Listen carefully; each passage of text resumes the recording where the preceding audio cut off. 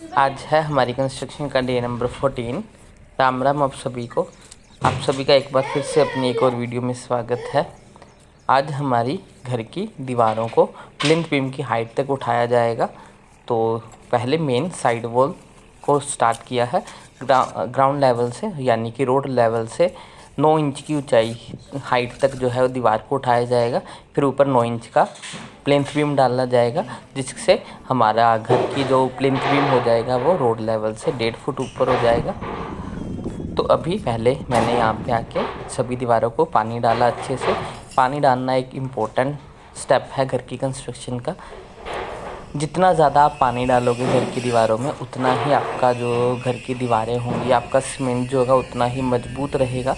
तो आप भी अगर अपने घर में कंस्ट्रक्शन करवा रहे हैं या कोई भी कंस्ट्रक्शन काम करवा रहे हैं, तो ये ज़रूर ध्यान रखिए कि उसको प्रॉपर पानी दिया जाए।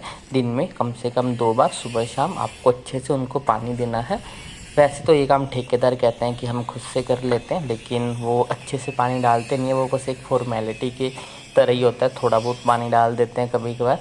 लेकिन अगर आपके पास थोड़ा भी टाइम हो तो आप टाइम निकाल के जो है वो अपने हाथ से पानी दे, तो आप अच्छे से पानी दे पाएंगे। क्योंकि जिसका घर होता है उसके फीलिंग्स जो है वो उसके साथ ज़्यादा होते हैं, वो अब ज़्यादा अच्छे से जो है वो काम करवाता है। तो इसलिए पानी जो है वो आप खुद ही दें। पानी देने से जो है वो प्लास्टर और जो भी सीमेंट होता है वो ज़्यादा मजबूती से जो है वो काम करता है। इसीलिए जो है वो आपको प्लास्टर को या दीवारों को या जो भी आपके घर में कंस्ट्रक्शन का काम हो रहा है उसको जो है वो पानी अच्छे से देना है। तो यहाँ पे हम अपनी दीवारों को अच्छे से पानी दे रहे हैं। मैं पानी जो है वो ज़्यादा अमाउंट में दे रहा हूँ, ताकि मिट्टी में जो नीचे मिट्टी है, मिट्टी में पानी चला जाए, जिससे मिट्टी की नमी जो है वो सारा दिन दीवार को मिलती रहेगी, जिसके कारण सारा दिन जो है वो हमारी दीवार गीली रहेगी। तो पानी देना एक बहुत ही ज़रूरी स्टेप है घर की कंस्ट्रक्शन का, तो इसे देना भूलिए मत। और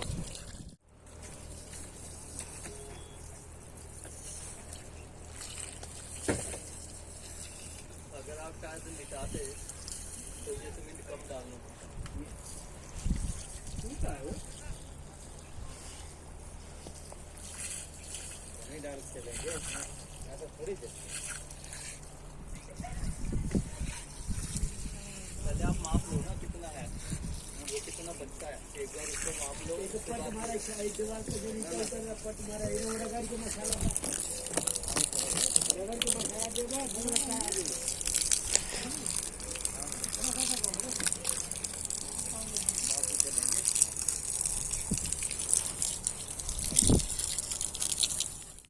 आप लोगों के हमारी वीडियोस पे ये कमेंट आए हुए थे कि हमारे घर के प्लॉट का साइज़ क्या है।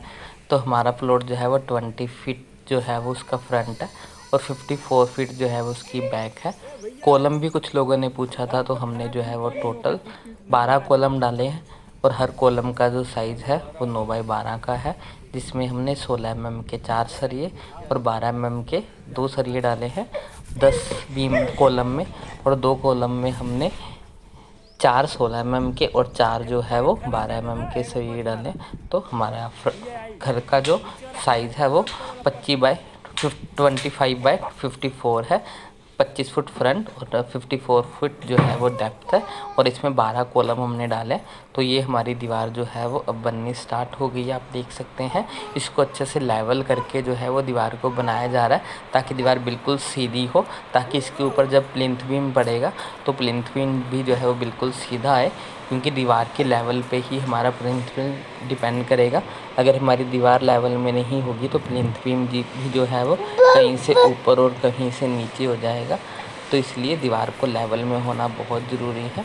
तो आप भी इस बात का ध्यान रखें, जब भी आपके घर में प्लिंथ बीम से पहले जो दीवार बनेगी तो उसको जो है वो अच्छे से लेवल में होना बहुत ज़रूरी है।